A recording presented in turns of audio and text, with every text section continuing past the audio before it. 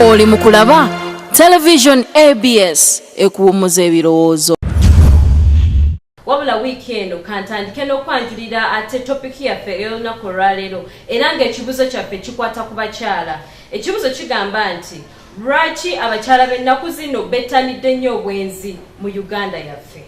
Weereza message yo ng'oyita ku mikutu gyaffe egya Facebook, that is Kalondozi Abs Tv. Tujja kusoma messages zammwe. Mpozi gwe nga toyina ate internet okyayinza okusindika message ku simu eri awo ku screen yo. Tujja kusoma bulungi messages zo era endala zijja kuziyita bulungi awo ku scroll eya TV yo. Mpozi complainant waffe olwaleero ye mwami Kibirige nga gwolabira ddala awo ku screen yo. Omwami oyo yajja n'atopera omusango gwe nga bulijjo era ebigambo bye tubirina bulungi. Kankutwale mu bigambo bya mwami Kibirige akulage oba owulire ebyo bye yali ayagala Kalondozi emukolere. Tova ku program Kalondozi tugende ewa mwami Kibirige. Amanya agange mpitibwa Kibirige Muhammadi nga ndaba nnyo programu yammwe Kalondozi. Era nga nze okuwawaabira mukyala wange mmaze naye ebbanga lya myaka 5 yafuna olubuto. Okuva lwavaamu okuva olwo taddanga okufuna lubuto lulala. Mukyala wange mbeera naye vaawo okutambula n'engenda mirimu gyange okudda awaka ampisa bubi mu buliri mukwatako omukono ansamula eri engoye nazireko okuzooza oba okuzirongoosa nga bwe biri. Kale n'olw'ensonga eyo kwe kujja wano munondoolere mukyala wange mmanye ekituufu oba alina omusajja omulala ebweru. Byebyo ebigambo bya mwami Kibirige era nga mubuulidde bulungi era butereevu. Omukyala suspect olwaleero tumuyina era gwolabira ddala awo ku screen.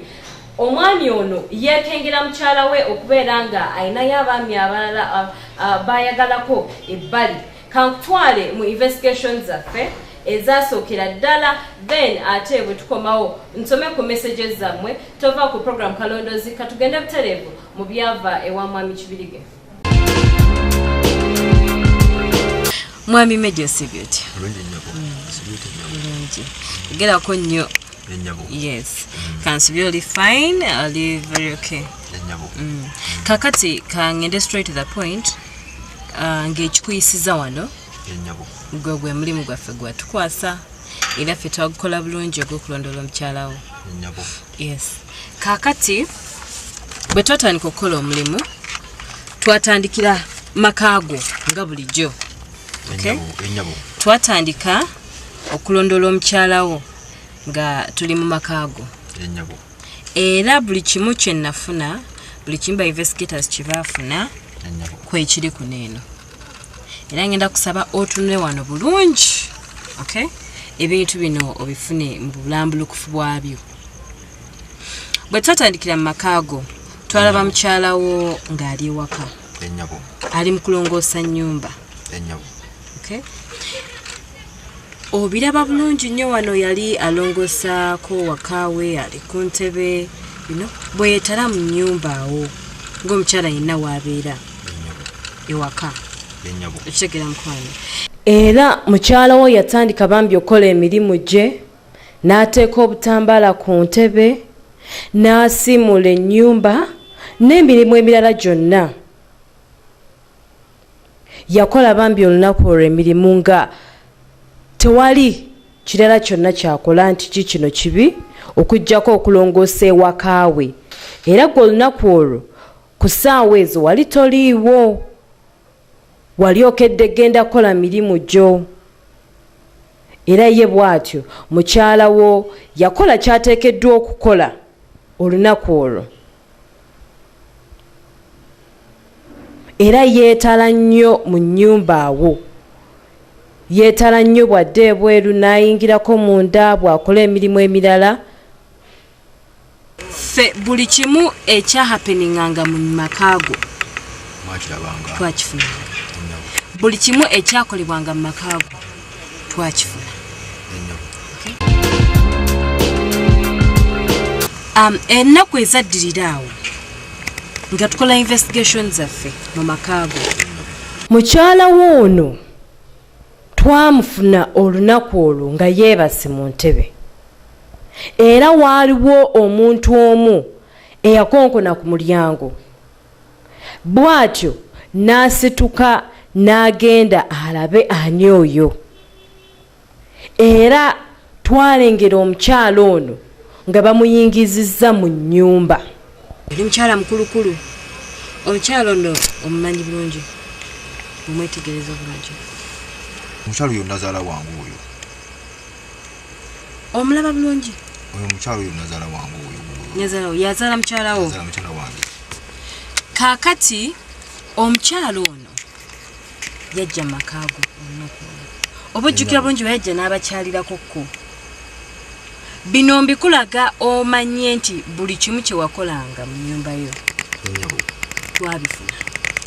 Era omukyala ono yajja bulungi, omukyala w'engeri gye yali yeebase najja n'amuggulira ng'amaze okuwulira konkona ku luggi. Ekitegeera bulungi nnyo. Yajja n'amuggulira bulungi n'ayingira. Era mwana muwala ono yasanyuka nnyo bambi. Mukyala yasanyuka nnyo okulaba maama we. Era yamwaniriza bulungi nnyo. Ne bayingira ne batandika okunyumya. N'amubuuza kuba omukyalo bwe bali. Mama teyalina kyamaanyi kye yali azze kukola. Wabula yali azze kubalabako. Ekitegeera mukwano. Kitegeera bulungi nnyo. Yali azze kubalabako. Era mukyala wo yaleeta ebyokulya n'agabula ku maama we. Bw'atyo ne maama nga musanyufu nnyo kosa ne muwala we ne batandika okunyumya. Ye n'akwata entwala ya maama we n'agitwala mu kisenge. Maama yasigala waneeno ng'akyanywa ku bye bamuwadde. Mwana muwala n'akomawo okuva mu kisenge naye bw'atyo n'atuula mu ntebe ne batandika okunyumya nga musanyufu nnyo. Yali musanyufu okulaba ku maama we olunaku olwo olw'ensonga yali alabika aludde ebbanga nga tamulaba. Era nga bambi omwana w'abeera ewa maama we ng'olabira ddala nti mwana muwala ono akola n'ekyejo. Era later in the day olunaku olwo wakomawo n'osangawo nnyazaalawo. Obiraba bulungi mukono. Wamusangawo ewaka era naawe n'omubuuzaako. Nemulamusa bulungi nnyo ne mubuuza. Oba okitegeera mukwano. Yes. Kaakati ffe tweyongerayo mu maaso n'okola ki omulimu gwaffe.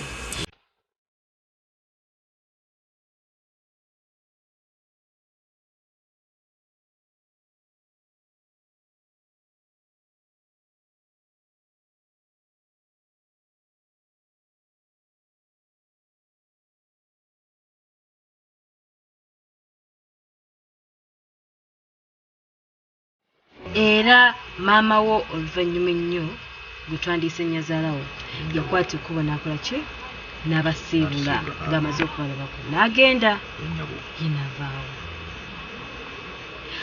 Wabula mukyala w'ono alina bye yakolanga w'otaabeeranga. Naye omukyala ono alina ebintu ebimu bye yakolanga. Alina ebintu ebimu bye yakolanga. Nga siriiwo. Olumu nga obeera wooli. Ye n'alyoka akola ebibye. Okubuzaabuza nze. Ojjukira olunaku mukyala wo yali ayambadde akagoye ako akamanyi. Nkamanyi bulungi nnyo. N'ava bulungi mu kisenge naawe nga kwoli. Era mwajja mukyala wo n'atuula mu ntebe naawe n'otandika okwambala socks osobole okugenda ku mirimu gyo.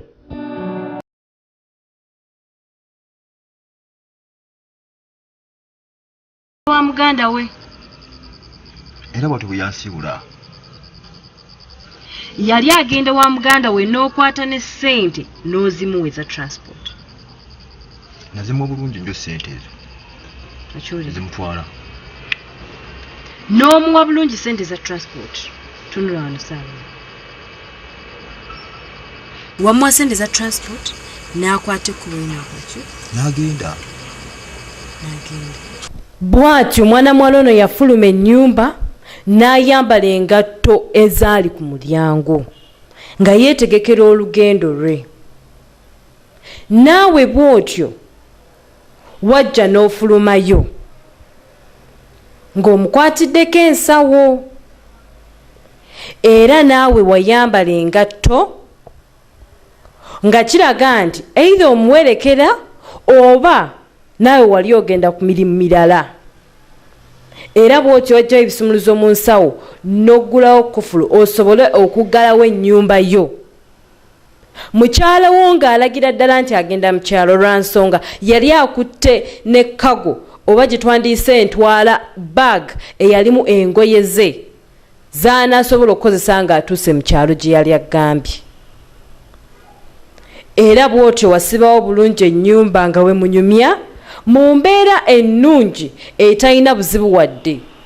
Era bwe mutyo mwakwata ekkubo ne mufuluma ne mutambula ne mugenda mweyongereyo ate gye mulaga.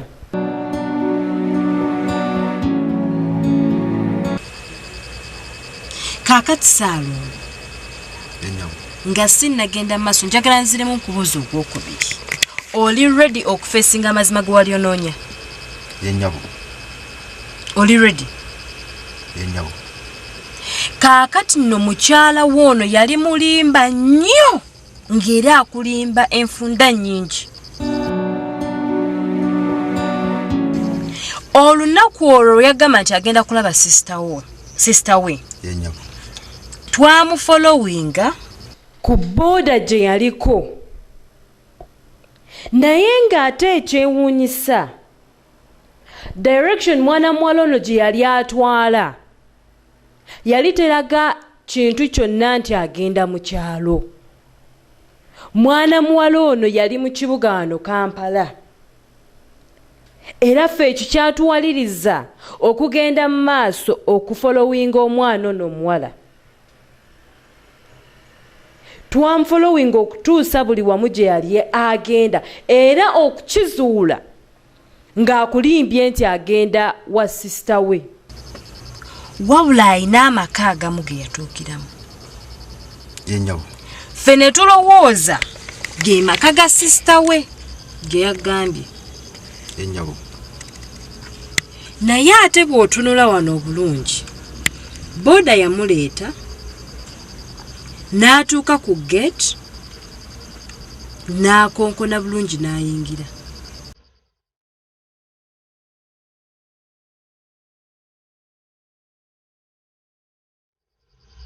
Nga waliwo omwami omu amulindidde ku balcony. Omwami oyo mumanyi bulungi?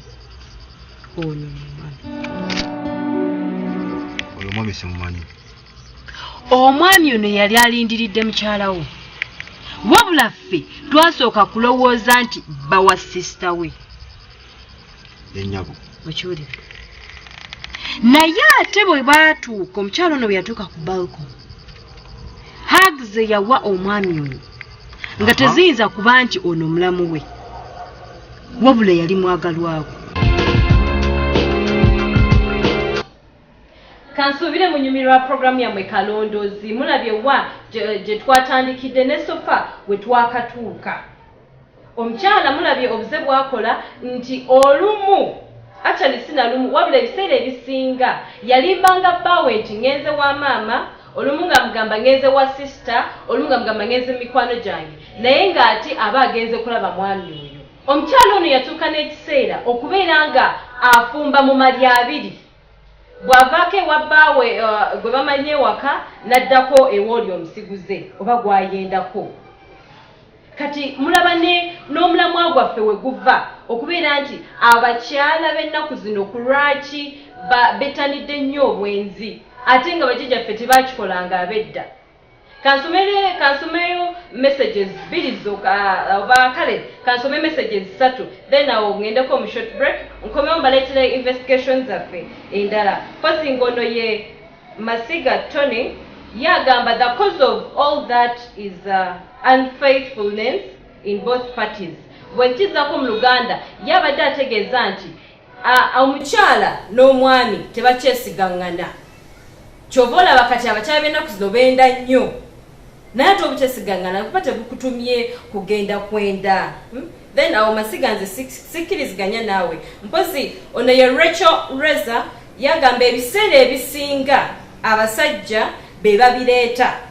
Abakyala babeera babeera nabangi definitely tebasobola kubawa biseera bimala. Abaami ennaku zino bakwana nnyo, ennaku zino baganza abakyala bangi at the same time. No, ne batuuka ekiseera nti tebajja kudividinga time yaabwe oba nti ono omukyala mwe time bweti ko n'omukyala kasalewo agenda ayende. Ono ye Wambedde Samuel ye agamba kuba bamanyi abasajja abakulu mulimu abamu nga tebamatiza bakazi baabwe. Wambedde Samuel, thank you so much. Mpozi nabo abalala basindise messages zaffe. Sindika ku Facebook, that is Kalondozi Abs Tv, oba owereze message ku simu eriawo ku screen yo. Tujja kwa tuzisoma endala zijja kuyita waawo ku scroll ya screen yo. Kangendeko mu short break, then atabwe nkumomba letere ebyava mu investigations zaffe ezaddirirawo mu maaso. Okyali ku program Kalondozi tova ku ABS Television.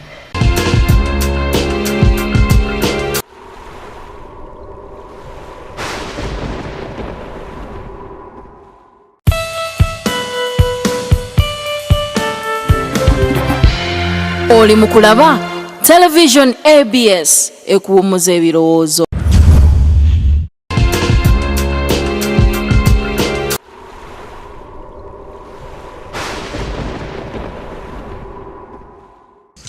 Omukyalo ono yakugambanga nti ngenze mu baganda bange.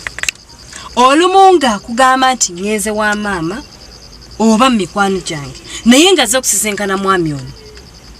Omukazi oyo musirusiru nnyo kubanga samanya ati ayinza okukola ekintu ng'ekyo. Kiti kyankoze kino nanguma mbeere naye olubuto ne luvaamu naye ne kusala otafunanga lubuto kati laba ebintu byalimu bino. Nze buli kimu nkola bukozi sente ne muwa n'atambula nembeera nga sinaki naye olw'okubeera nti ebbanga lifunamu olubuto nayabeera nga kati akasa kano tolina lubuto nembeerawo nga sikola ki mbuusabuusa oba kiki oba ali ku ddagala n'ate kyembadde suubira ate kati laba byalimu bino biki bino byankoze Meddi bino byolaba bino bitono nnyo nga nzise okumanya bitono nga nzise omukyalo ono omulaba waliwo olunaku lwe yagamba nti agenze wa maama we. Olujjukira bulungi? Ndujjukira bulungi nnyo. Agenda wa nnyina. Mwana muwala ono yakwata booda okuva ewaka. Bw'atyo n'agenda nga tumufolowinga. Naye nga amazima amatuufu maama tabeera mu kibuga, abeera mu kyalo. Kyokka mwana muwala ono era ng'ali waneeno mu kibuga talina kiraga kyonna nti agenda wa maama we. Era twamufolowinga bulungi nnyo okutuusa ku maka gali era g'abeera agendamu bulijjo. Bw'atyo yavaako ku booda n'agisasula bulungi nnyo n'akwata ekkubo n'agenda mpaka ku gate. Yayingira ng'alagira ddala nti ono omukyala wa wano waka. Yayingira bulungi nnyo mu kikomero ekyo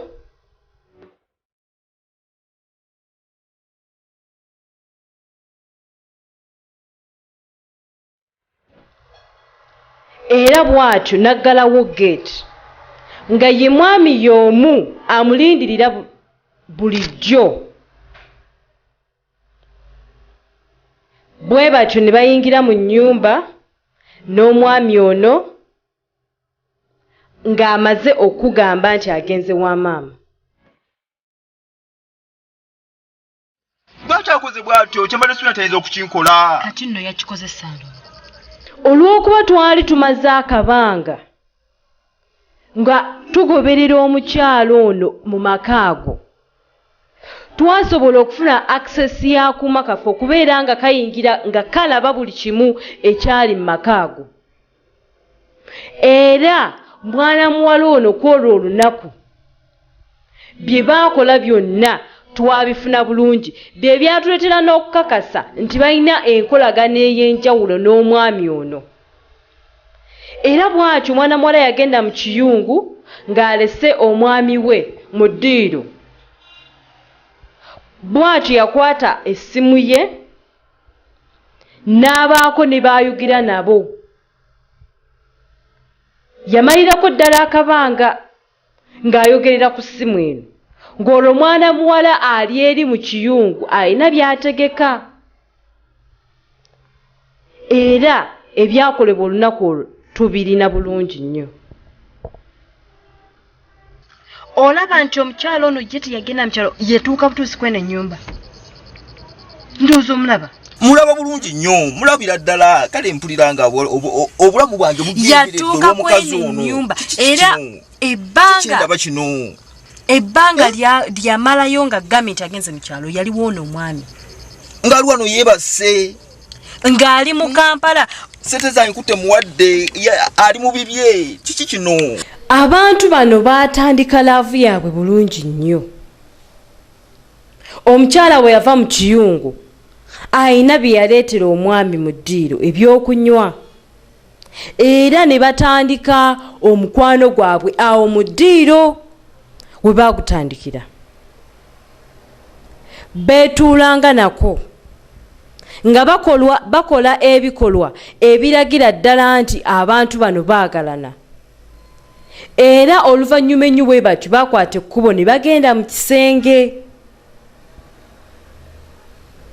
Baakomawo nga bwe bazannyiikiriza, bwe beekuba obuwuna, omukyala bw'atuula ne ku mwami nga talina wadde kyatya. Mukazi wange kiki esikuwadde? Kiki esikuwadde ekyo mu bulamu bwange? Lwaki omatira? Buli kimu nkikuwadde. Naye n'onkulaba otyo? Buli ky'obadde onsaba mbadde nkikuwa. Bane ngenda kunzikira wa munsasi ngenda kunzikira wa. Salongo obubuza awo kunzikira. Soko kakane. Olowooze ng'omusajja. Kukakana ntya? Ebirowoozo bibeerawo kubanga nze makubo ge nayitamu nga mmanyi nti ebirowoozo byange bijja kuwummula. Kutegeerera abasajja bangi. Emyaka gino nga mmanyi nti nja kuweweera. Buli kimu mbadde sina kyenekkanya gy'ali. Ne nankula bw'ati. Omukyalo ono yamalira ddala ebbanga mu maka gano. Era olunaku olwo yasulayo. Era nkutegeeza nti we baagenda mu kisenge baamalirayo ddala ebbanga eryawerera ddala. Wabula oluvannyuma ennyo omwami ono yakomawo mu ddiiro n'atuula ku dining. Wabula alabika yali businessman lwa nsonga twamulabanga nnyo ku ssimu. Era mukyala bw'atyo yavaayo n'amuwa ne ku zehag nga yeesibye leesu, nga kiraga nti balina kye bava okukola mu kisenge. Era bwe batyo baddamu omukwano gwabwe, bwe beenywegera, bwamukwatirira n'omukyala bw'atyo, ng'omuntu yenna tasobola kukitegeera nti omukyala ono mukyala mufumbo. Mbadde nsuubira nti muntu mulamu nnyo. Buli kimu gasuubira nti ayinza okukikola bw'atyo bwankoze. Era laavu yaabwe yagendera ddala mu maaso ey'omukyala ono n'omwami ono. Lwa nsonga ebikolwa bambi ebyakolebwanga mu nnyumba eno byali byabaagalana ddala. Era bw'atyo omwami yasituka n'akwata ekkubo n'addayo mu kisenge, n'omukyala n'afolowinga omwami. Kiki badde osaba ne sikikuwa? Afadhali lunaku lumu bbiri neekuwa ekintu ky'oba onsabye naye n'onkola bw'otyo. Onjagazizza ki okunkola ekintu ekyo kifaanagana bwe kityo mukazi wange ggwe? Mukyala wange gwe nali nnyina. Naye Salongo. Nasawo ne twawukana. Salongo, okyanenya omukyalo ono. Naye okimanyi naawe oyinamu ensobi. Nsobi ki eyo gye nnina? Oyina ensobi. Nsobi ki? Bikuba mukyala wange mwagala, mbadde mwagala. Toyina nsobi. Naye ojjukira olunaku olumu mukyala we yakwata ekkubo n'agenda. Naawe olunaku olwennyini n'oleeta omukazi waka. Mukazi gwe waleeta mu nnyumba yo oluvannyuma lwa mukyala wo okugamba nti agenze mu kyalo. mwakwata ekkubo ne muyingira bulungi mu nnyumba era ng'omukutte bulungi ku mukono. Singa yali muganda wo ebikolwa bye mwakola temwandibikoze. Mwatandika okwesumulula amapeesa, gwe ng'osumulula ga mukyala n'omukyala asumulula gago, nga kiragira ddala nti omukyala ono yali muntu wo, era bwe mutyo mwatandika emikolo gyammwe, mwagitandikira na mu ddiiro. Ebyo byonna ng'obikola nga mukyala wo taliiwo, ng'akugambye nti agenze mu kyalo.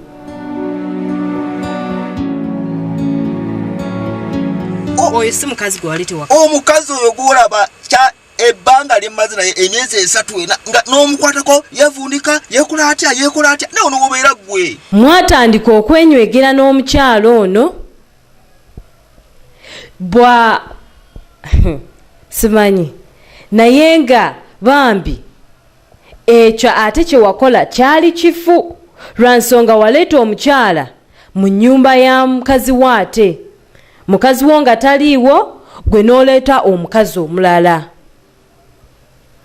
Era wafuluma bulungi ebweru n'oyingiza engatto ezaaliwo, bw'otyo n'oggalawo oluggi ne mwesibira mu nnyumba.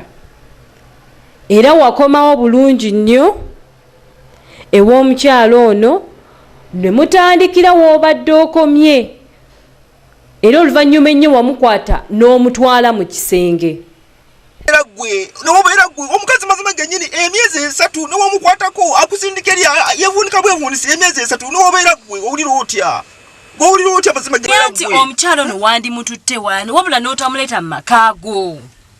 Wandimututte mu loogi. Natendewererwa kuba nali sikikola naye olw'okuba nti ebintu yazze nga nkola ebyo.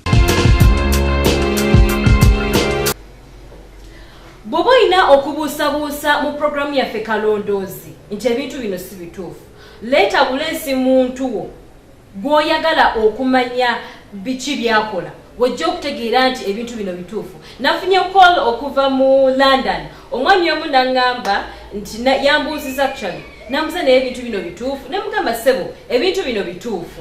N'aŋŋamba naye nze okukakasa ngenda kusooka kuleeta mukyala wange ndyoke ntegeere nti bituufu, ne bakwano bange bajja kulabira okwo. Era gwe leeta buleesi muntu gw'oyagala yenna tulondoole, tujja kuba tumukolako. Gwe wenna nga tumanyi ABS weeri esangibwa Kawaala ku chachi ya Pasaiga, ogenda mu paaka empya n'olinnya ez'Ekawaala, conductor oba driver n'omugamba akuteeke ku kyambuka wa Pasaiga, church ojja kuba ogiraba bulungi. Awo wennyini we wali offices za ABS television, naye mukola kyamaanyi okubeera nga mukyekumidde ku program Kalondozi. Mubirabye omukyala ono byakola, mulabye nti kati amaka yagaawulamu, alina amaka 2.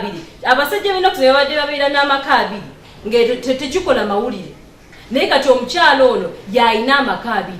Kyokka ekyewuunyisa, omwami ono alabika yali takimanyi nti omukyala ono mufumbo, yali takimanyi. Era ye abasajja yabakyangirangaawo bannange abakazi. Ennaku zino tunenya nnyo kala abasajja, naye naffe tweddeko. Omusajja ayinza okuba yakola ekintu, gwe n'osalawo okole revenge. Bangi musindise messages nga mugamba nti baba baagala kola revenge. Bannange omuliro teguzikiza muliro, baguzikiza n'amazzi. Omusajja bakola ekibi, tula mwogere. Omugambe nti munaye okoze boti ne boti, okusinga ate naawe okuleeta omuliro. There is nothing you're going to solve here. Nothing. Naye kangendeko mu short break, ate nkomewo ne programu yammwe Kalondozi tova ku ABS television katuwumulemuko.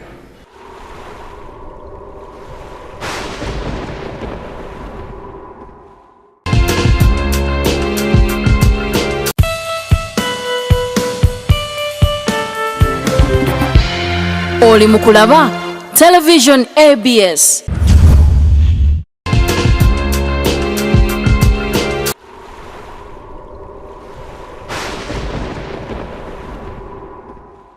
Olunaku olumu twagoberera mukyala wo yali ku booda ng'ayina awantu awamu waagenda. era twamuvaako bulungi nnyo emabega mu mpola n'abaako gye yakyama. Bwe tutyo naffe ne tugoberera. Yatuuka mu kafo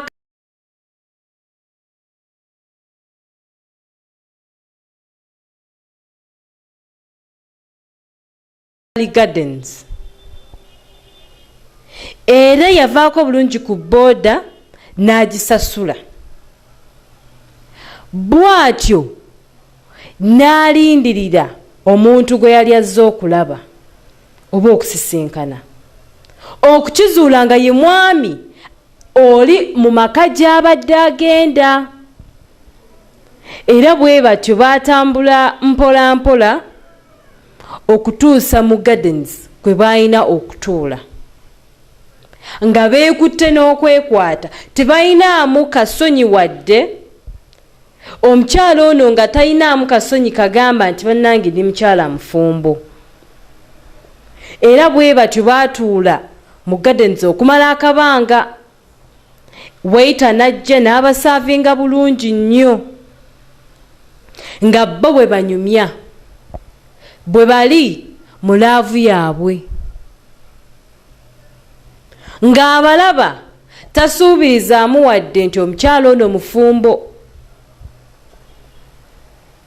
Ng'era bambi bakwataganira ddala bulungi.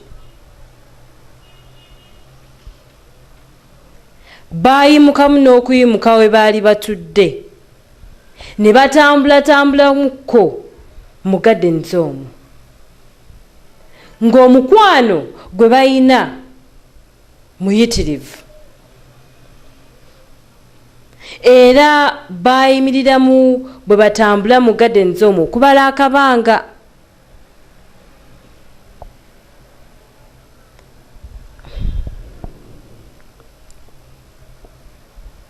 Era bwe batyo baakwata ekkubo ne batambula basobole okuva mu kifo ekyo.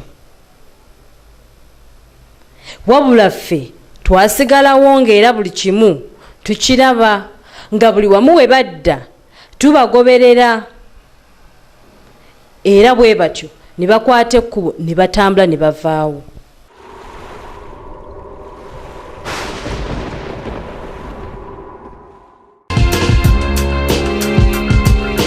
Olunaku olumu twalengera omwami ono ne mukyalawo nga bali mu mmotoka emu, era omwami yatambula n'agenda ku gate asobole okugiggulawo ayingize emmotoka. Bw'atyo yayingira mu kikomera lwa nsonga talina asikari, talina mukozi waka nti wuuno anaamugulira. Era bw'atyo yeyeggulira gate olunaku olwo asobole okuyingiza emmotoka ye. Era yakwata ekkubo n'akomawo mu mmotoka n'agiyingira bagiyingize munda mu gate, ng'omukyala ye mwali mu mmotoka. Ne twebuuza kiki ekigenda mu maaso, nga ffe kye tulindiridde kumanya ebiddirira. Wabula olunaku olwo bambi ebyalabibwa mu maka g'omwami ono byali byewuunyisa, nga byewuunyisa nti kyatuteeka ku tension, nga tulina ebibuuzo bingi bye twebuuza mu mitwe gyaffe. Era omwami ono oluvannyuma ennyo yajja n'aggalawo geeti ye ng'amaze okuyingiza emmotoka. Naye nga bwe nkugambye nti twafuna access erengera mu maka g'omwami ono n'akuuma kaffe, era bwe tutyo twalaba omukyala wo ng'alina omuntu ate gw'ayambako okufuluma emmotoka eno. Wabula kyakyewuunyo nnyo era kyali very surprising okulaba nti nnyazaalawo yafuluma mu mmotoka eno. Ne twebuuza nti nnyazaala mwali mu lukwe luno? Ffe nga tetukitegeera ate kigenda mu maaso, wabula twagumika bugumiisi ate tulabe biki ebiddirira. omukyalo ono embeera gye yalimu nga bambi alabika yali mulwadde era kirabika balina gye baamujja okumuleeta wano bw'atyo mwana muwala yamuyambako okuyingira mu nnyumba ng'omwami olwo ye yasooseyo mu nnyumba. Wabula omwami ono kirabika yali takimanyi nti omukyalo ono mufumbo era naffe ebibuuzo bye twebuuza ne kati tukyebuuza. Omukyala yagamba maama we nti wano wa mukwano gwe oba waani? Lwa nsonga tetukitegeera naffe kuba engeri omukyalo ono gy'akimanyi nti omwana we mufumbo naye ate n'amuleeta mu maka g'omusajja omulala kiba kyewuunyisa. Era kyo bambi tetwakimanya oba omukyalo ono yalimba ki maama we, maama oba yalimu mu lukwe tetukimanyi. Era bw'atyo baayingira mu nnyumba, omwami n'atuula mu ntebe, omukyala n'ayalirira akakeeka maama asobole okutuula. Ye n'ayigendako mu kiyungu asobole okuleetayo ku byokunywa abireetere maama. Era baabuuziganya n'omwami ono naye nga tetumanyi kigenda mu maaso.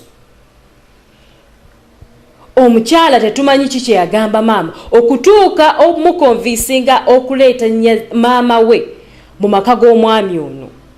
Lwa nsonga tekisangika. Era oluvannyuma ennyo omwami ono ye yakwata ekkubo n'agenda mu kisenge n'abalekawo mu ddiiro. Yalekawo omwana ono omuwala ne maama we mu ddiiro. Ye nga maama ali awo ku kakeeka engeri gye yali omulwadde.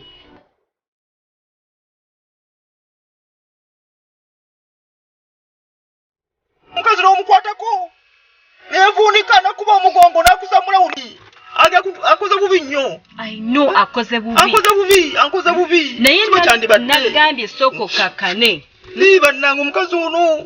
Soko kakane oli okola decision. Kola decision ngomaze kulowooza Medi. Bashuri. Kola decision.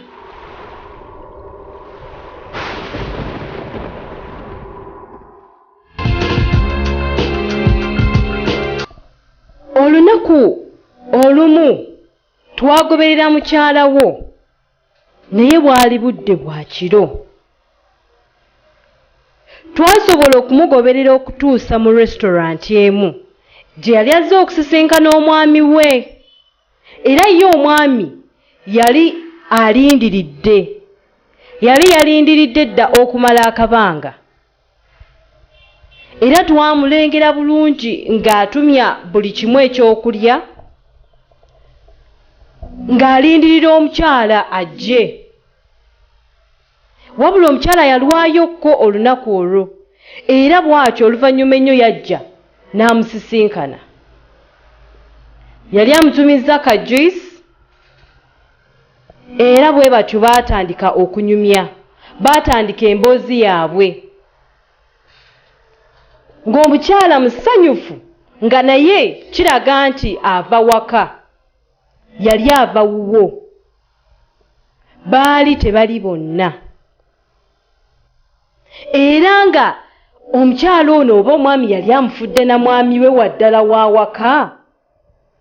Lwa nsonga enfunda nnyingi ezaalabibwa ng'omukyala ono alina omwami ono. Ng'ewaka kati atuuka nga bw'ayagala. Agenda nga bw'ayagala era amusisinkana buli ssaawa gy'aba ayagaliddemu. Wabula bambi watambuliranga mu bulimba nti omukyala ono yakulimbanga nnyo ng'akulimba naye ng'ate azze kulaba mwami ono. Era bwe batyo olunaku olwo baatandika okunyumya emboozi yaabwe ng'abaagalana bwe babeera. Naye ng'ekyewuunyisa omwami ono bino byonna ng'abikola ng'alinga kuba banange Medi bw'otunuulira ekifo kino restaurant eno gye balimu tosobola kubanga eri mu kyalo. Tekisoboka. Ndosolaba restaurant eyo tesobola kubanga eri mu kyalo. Neyandikiriza kubanga nze mbaddewo era namubeererawo nekkiriza nti nja kumubeererawo. Yali asoma ogulaba buli kimu n'enzikiza nga nja kukikola nja muwalirira mbeere nga ndi naye. Kaakati nno bulijjo sirani kino kyankoze. Bulijjo otambulira mu bulimba. Sirani kino kyankirizaako kino kiki. Bulijjo omukyalo ono byakkola bambi bye bingi. Ngenda kuwunzikira wakati nze.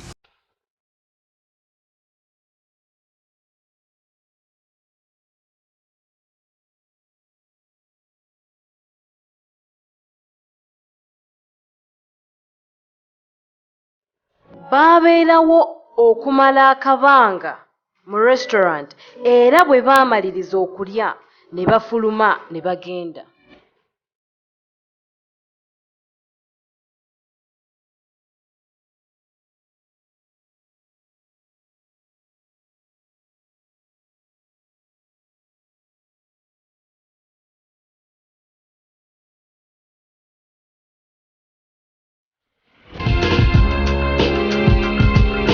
Nebekane sijja wamwe nalwakasira kalike olutwe lwavaamu natafuna olutwe olulala nafuna okubuusibwabuusibwa neŋŋamba ti kaŋŋende mumale kakula ki kaŋŋende n'olwoyo mukyala wange ondala mmanye kiki kyalimu naye kati biro mbadde mpulira okujjusa nejjusa kibi kyandibadde bwe kiti. Saalongo tewajjusa bannange embeera gy'oyiseemu. Nteekwa okukyejjusa kubanga nali mmanyi nti ntuuse waka ku saizi y'omwana muwala nga bw'omugiraba oyo.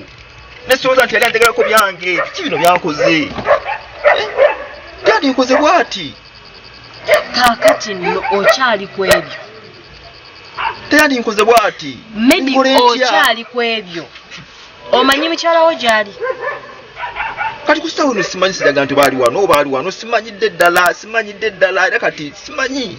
Era bwe mbazukira bulungi yavudde wakanga akugambye ngenze wa muganda wange. Mbu muganda wange mulwadde. Sibo yagambye. Ebyo abiŋŋamba ebyo. Naye ali wamuti n'essaawa ya kakati. Njagala nkutwale we bali n'omwami ono. Bali babiri. Wenjogerera kati. Ntwala mmanye nti kati nze mmatire ntwala. Ntwala. Naye saagala kavuyo. Nenakyebeera ntya. Saagalira ddala kavuyo. Mpuliranga saagala. Mpuliranga obwongo bwange bugalangatanye obwongo bwange. Ku mwana muwala oyo. Nkikole ntya nze. Anti kati labayo Medi kyenkugambye nti sooka okakkane. Nakakkana atya. Olunaku luno twafolowinga mukyala woono. Era yali azze okusisinkana omwami ono. Wabula omwami yali akyusizza emmotoka ku olwo. Emmotoka gye yali mu si ye yali eya bulijjo. Era katta tuleme kubalaba oba tuleme kubategeera. Lwansonga emmotoka ku olwo yali ndala nnyo. Twalina okubasisinkana awo mu kagrosary ako. Naye twalwawo okutuuka. Era twakomekkereza tutuuse ng'ate bavuddewo. Ne tubafunira mu kifo ate ekirala ennyo.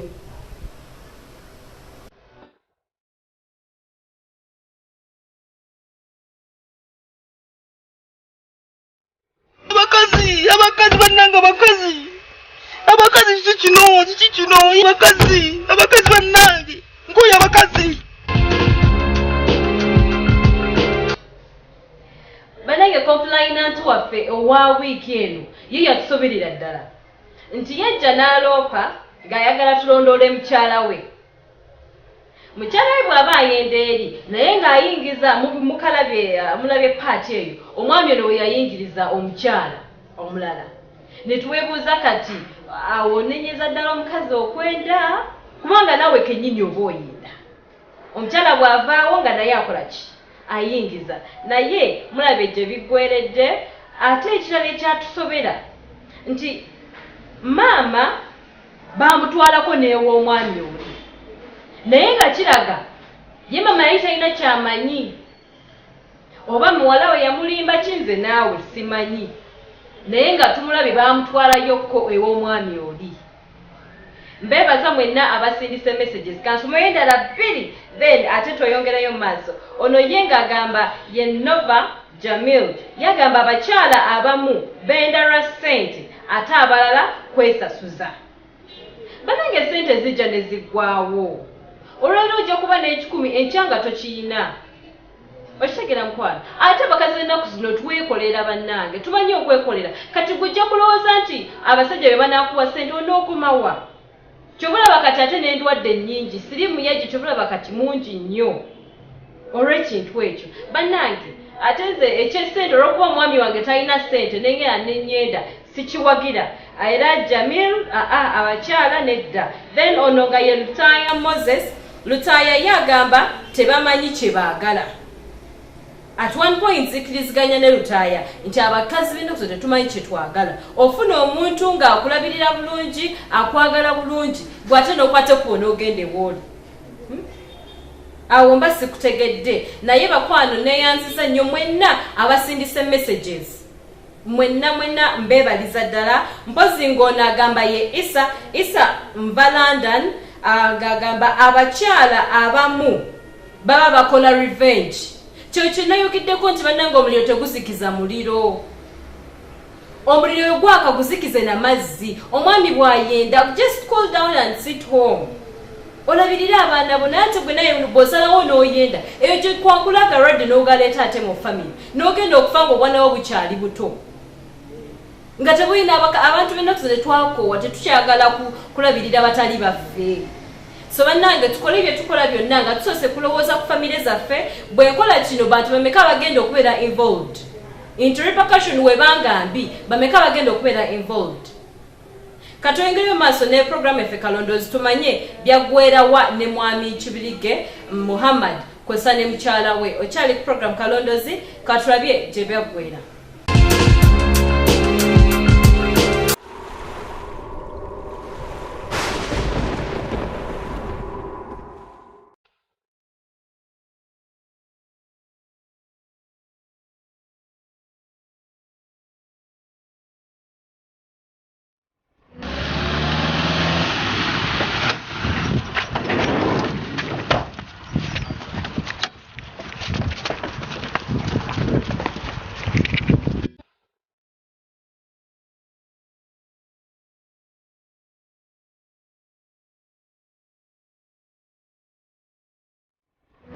Abantu bano baava mu mmotoka yaabwe ne bagenda okugula enkoko ebusukka kkubo era twabasanga bayingira emmotoka yaabwe.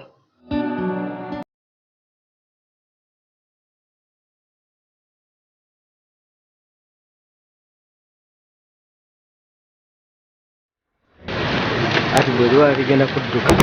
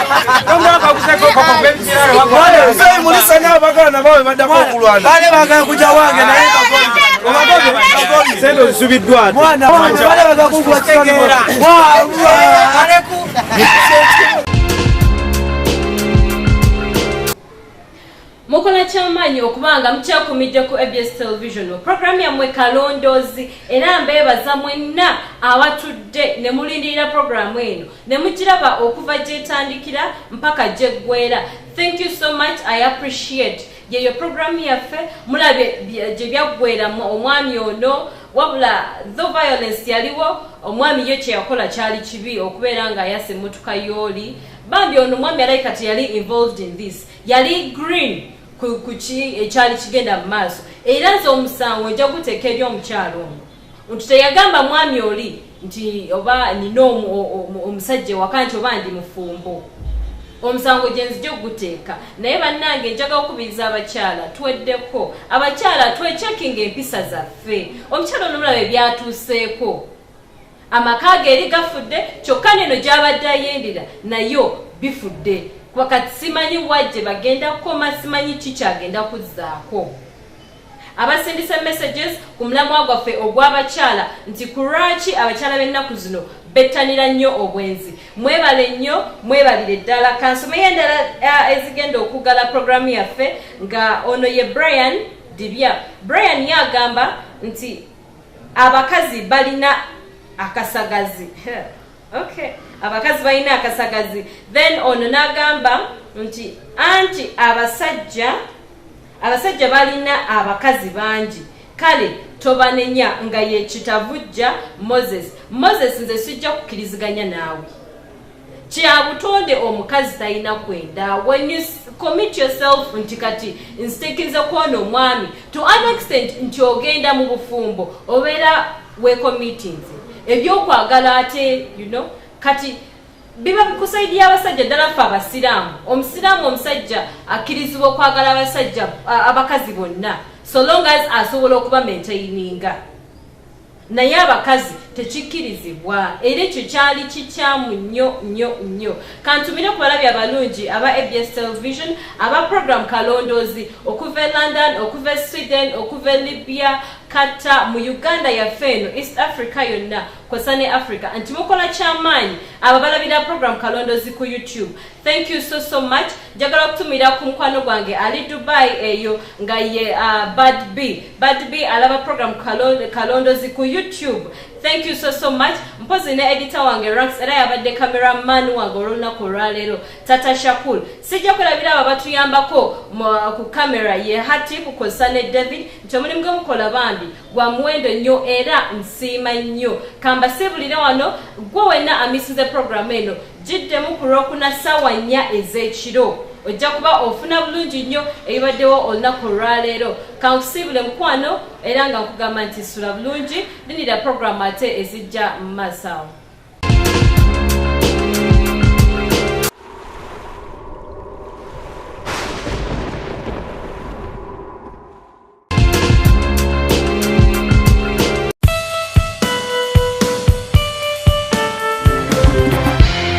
Oli mukulaba television ABS ekuwumuza ebirowoozo.